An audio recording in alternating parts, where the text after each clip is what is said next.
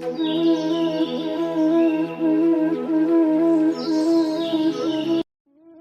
नमो भगवते वासुदेवाय। नमस्कार दोस्तों, आपका स्वागत है हमारे चैनल ग्रंथ दर्शन पर। दोस्तों, इस एपिसोड में हम श्रीमद् भगवद गीता के 8वें अध्याय का अर्थ समझने का प्रयास करेंगे। श्रीमद् भगवद गीता के 8वें अध्याय का नाम अक्षर ब्रह्म योग है, जिसके अंतर्गत श्लोक 1 से 7 में ब्रह्म, अध्यात्म और कर्म आदि के विषय में अर्जुन के 7 प्रश्न और उनका उत्तर है। श्लोक 8 से 22 में भक्ति योग का विषय है तथा श्लोक 23 से 28 में शुक्ल और कृष्ण मार्ग का विषय है। यदि आप श्रीमद् भगवद गीता के अन्य अध्यायों के विषय में पूर्ण जानकारी चाहते हैं तो कृपया हमारे चैनल पर पहले सभी अध्याय अवश्य देखें, जिनका लिंक आपको वीडियो के डिस्क्रिप्शन में मिल जाएगा। यदि आपने अभी तक चैनल को सब्सक्राइब नहीं किया है तो कृपया चैनल को अवश्य सब्सक्राइब करें। अथ श्रीमद् भगवद गीता महात्म्यम्। गीता अध्ययनशीलस्य प्राणायाम परस्य च नेव सन्ति ही पापानि पूर्वजन्म कृतानि च।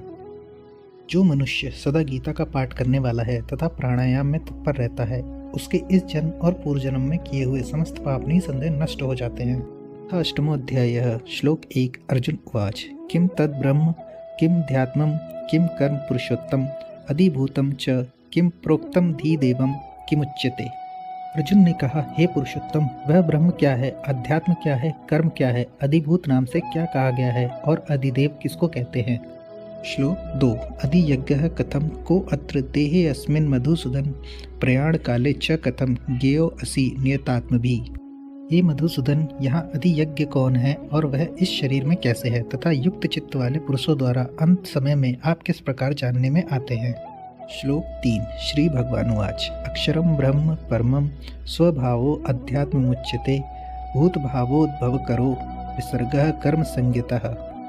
श्री भगवान ने कहा, परम अक्षर ब्रह्म है, अपना स्वरूप अर्थात जीवात्मा अध्यात्म नाम से कहा जाता है तथा भूतों के भाव को उत्पन्न करने वाला जो त्याग है वह कर्म नाम से कहा गया है।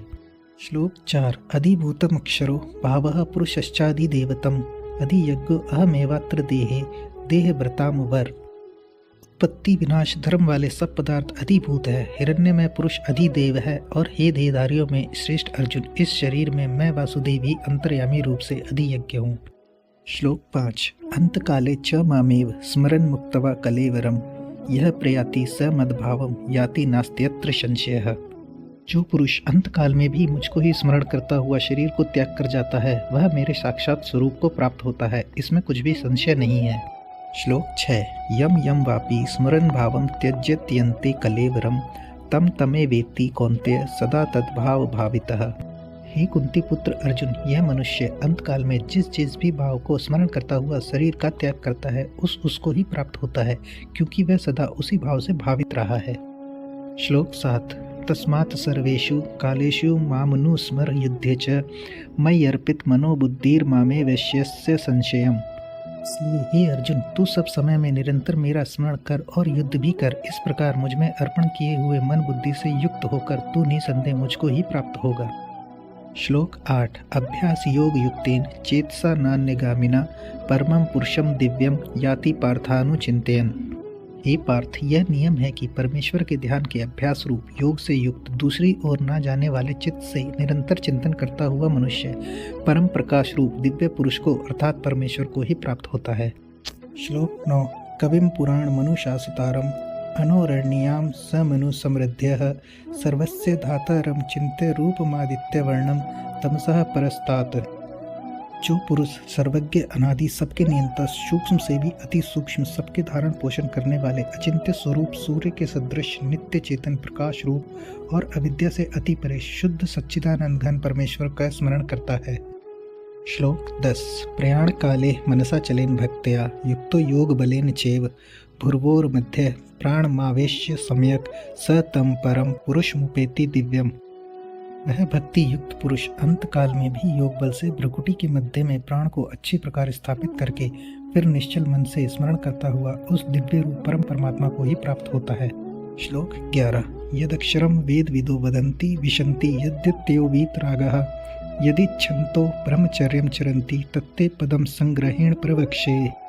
वेद के जानने वाले विद्वान जिस सच्चिदानंद घन रूप परम पद को अविनाशी कहते हैं, आसक्ति रहित यत्नशील सन्यासी महात्मा जन जिसमें प्रवेश करते हैं और जिस परम पद को चाहने वाले ब्रह्मचारी लोग ब्रह्मचार्य का आचरण करते हैं, उस परम पद को मैं तेरे लिए संक्षेप से कहूँगा। श्लोक 12-13 सर्वद्वाराणि संयमे मनोहृदि निरुध्य च मूर्धन्यधायात्मनः प्राणमाय स्थितो योगधारणाम् ओमित्येकाक्षरं ब्रह्म व्यवहारन् मामनुस्मरन् यह प्रयाति त्यजन् देहं स याति परमां गतिम्।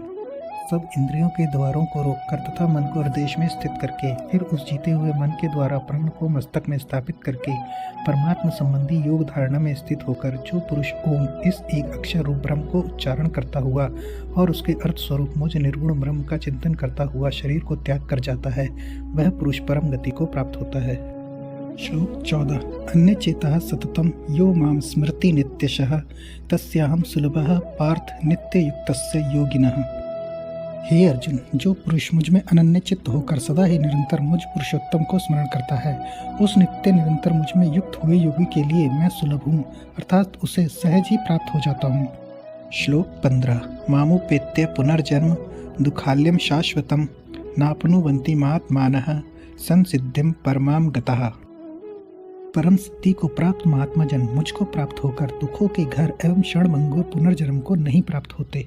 श्लोक 16 आ ब्रह्म भुवनाल्लोकः पुनरावर्तिनो अर्जुन मामुपेत्य तु कौन्तेय पुनर्जन्म न विद्यते। हे अर्जुन, ब्रह्मलोक पर्यंत सब लोग पुनरावर्ती हैं, परंतु हे कुंती पुत्र, मुझको प्राप्त होकर पुनर्जन्म नहीं होता, क्योंकि मैं कालातीत हूँ और ये सब ब्रह्मादि के लोग काल के द्वारा सीमित होने से अनित्य हैं। श्लोक 17 सहस्त्रयुग पर्यंतम हृद ब्रह्मणो विदुः रात्रिम युग सहस्त्रांताम ते अहोरात्र विदो जनः। जो पुरुष ब्रह्मा के एक दिन को 1000 चतुर्युगों की अवधि वाला और रात्रि को भी 1000 चतुर्युगों की अवधि वाली जानते हैं, वे योगीजन काल के तत्व को जानने वाले हैं। श्लोक 18 अव्यक्तात् व्यक्तः सर्वाः प्रभवन्ते हरागमे रात्र्यागमे प्रलीयन्ते तत्रैवाव्यक्त संज्ञके। संपूर्ण चराचर भूतगण ब्रह्मा के दिन के प्रवेश काल में अव्यक्त से अर्थात ब्रह्मा के सूक्ष्म शरीर से उत्पन्न होते हैं और ब्रह्मा की रात्रि के प्रवेश काल में उस अव्यक्त नामक ब्रह्मा के सूक्ष्म शरीर में ही लीन हो जाते हैं। श्लोक 19 भूतग्रामः स एवायं भूत्वा भूत्वा प्रलीयते रात्र्यागमे अवशः पार्थ प्रभवत्या हरागमे। हे पार्थ, वही यह भूत समुदाय उत्पन्न होकर प्रकृति के वश में हुआ रात्रि के प्रवेश काल में लीन होता है और दिन के प्रवेश काल में फिर उत्पन्न होता है। श्लोक 20 परस्तस्मातु भावो अन्यो अव्यक्तो अव्यक्तात् सनातनः यह स सर्वेषु भूतेषु नश्यत्सु न विनश्यति। उस अव्यक्त से भी अति परे दूसरा अर्थात विलक्षण जो सनातन अव्यक्त भाव है, वह परम दिव्य पुरुष सब भूतों के नष्ट होने पर भी नष्ट नहीं होता। श्लोक 21 अव्यक्तो अक्षर इत्युक्तस्तमाहु परमां गतिम यम प्राप्य न निवर्तन्ते तद्धाम परमं मम।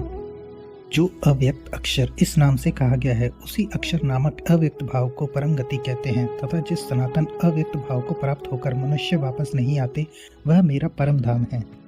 श्लोक 22 पुरुषः स परः पार्थ भक्त्या लभ्यस्तवनन्यया यस्यान्तः स्थानि भूतानि येन सर्वमिदं ततम्। हे पार्थ, जिस परमात्मा के अंतर्गत सर्वभूत है और जिस सच्चिदानंद घन परमात्मा से यह समस्त जगत परिपूर्ण है, वह सनातन अव्यक्त परम पुरुष तो अनन्य भक्ति से ही प्राप्त होने योग्य है। श्लोक 23 यत्र काले त्वनावृत्ति मा वृत्तिम चैव योगिनः प्रयाता यान्ति तम कालम वक्ष्यामि भरतर्षभ। हे अर्जुन, जिस काल में शरीर त्याग कर गए हुए योगीजन वापस न लौटने वाली गति को अर्थात मोक्ष को और जिस काल में गए हुए वापस लौटने वाली गति को अर्थात पुनर्जन्म को प्राप्त होते हैं, उस काल को अर्थात दोनों मार्गों को कहूँगा। श्लोक 24 अग्निर्ज्योतिरः शुक्लः शनमासा उत्तरायणम तत्र प्रयाता गच्छन्ति ब्रह्म ब्रह्मविदो जनाः। जिस मार्ग में ज्योतिर्मय अग्नि अभिमानी देवता है, दिन का अभिमानी देवता है, शुक्ल पक्ष का अभिमानी देवता है और उत्तरायण के 6 महीनों का अभिमानी देवता है, उस मार्ग में मरकर गए हुए ब्रह्मवेता योगीजन उपयुक्त देवताओं द्वारा क्रम से ले जाए जाकर ब्रह्म को प्राप्त होते हैं। श्लोक 25 धूमो रात्रिस्तथा कृष्णः सनमासा दक्षिणायनम तत्र चांद्रमसम ज्योतिर्योगी प्राप्य निवर्तते। जिस मार्ग में धूमाभिमानी देवता है, रात्रि अभिमानी देवता है तथा कृष्ण पक्ष का अभिमानी देवता है और दक्षिणायन के 6 महीनों का अभिमानी देवता है, उस मार्ग में मरकर गया हुआ सकाम कर्म करने वाला योगी उपयुक्त देवताओं द्वारा क्रम से ले गया हुआ चंद्रमा की ज्योति को प्राप्त होकर स्वर्ग में अपने शुभ कर्मों का फल भोगकर वापस आता है। श्लोक 26 शुक्ल कृष्णे गति येते जगतः शाश्वते मते एकया याते न वृत्ति मन्ये या वर्तते पुनः। क्योंकि जगत के ये दो प्रकार के शुक्ल और कृष्ण अर्थात देवयान और पितृयान मार्ग सनातन माने गए हैं। इनमें एक के द्वारा गया हुआ जिससे वापस नहीं लौटना पड़ता उस परम गति को प्राप्त होता है और दूसरे के द्वारा गया हुआ फिर वापस आता है अर्थात जन्म मृत्यु को प्राप्त होता है। श्लोक 27 नेते श्रुति पार्थ जानन योगी मुह्यति कश्चन तस्मात् सर्वेषु कालेषु योग युक्तो भवार्जुन। हे पार्थ, इस प्रकार इन दोनों मार्गों को तत्व से जानकर कोई भी योगी मोहित नहीं होता। इस कारण हे अर्जुन, तू सब काल में समबुद्धि रूप योग से युक्त हो अर्थात निरंतर मेरी प्राप्ति के लिए साधन करने वाला हो। श्लोक 28 वेदेषु यज्ञेषु तपस्सु चैव दानेषु यत् पुण्य फलम प्रदिष्टम अत्येति तत्सर्वमिदं विदित्वा योगी परम स्थानमुपेति चाद्यम। योगी पुरुष इस रहस्य को तत्व से जानकर वेदों के पढ़ने में तथा यज्ञ तप और दान आदि करने में जो पुण्य फल कहा है उन सबको निसंदेह उल्लंघन कर जाता है और सनातन परम पद को प्राप्त होता है। ओम तत्सदीति श्रीमद्भगवद्गीता सूपनिषत्सु ब्रह्म विद्यायाम योग शास्त्रे श्री कृष्णार्जुन संवादे अक्षर ब्रह्म योगो नामाष्टमोऽध्यायः। ओम तत्सत। इस प्रकार श्री कृष्ण अर्जुन संवाद के रूप में ब्रह्म विद्या और योग शास्त्र स्वरूप श्रीमद् भगवद गीतोपनिषद का अक्षर ब्रह्म योग नामक अष्टम अध्याय समाप्त होता है। तो दोस्तों, इन्हीं पवित्र शब्दों के साथ श्रीमद् भगवद गीता का 8वां अध्याय समाप्त होता है। आशा करता हूँ आपको 8वें अध्याय के श्लोकों के अर्थ समझने में कठिनाई नहीं आई होगी। आपसे अगली वीडियो में भेंट होगी जिसमें हम श्रीमद् भगवद गीता के 9वें अध्याय का वर्णन करेंगे। कृपया चैनल को सब्सक्राइब करना न भूलें। नमस्कार। ओम कृष्णाय वासुदेवाय हरिये परमात्मने प्रणतः क्लेशनाशाय गोविंदाय नमो नमः।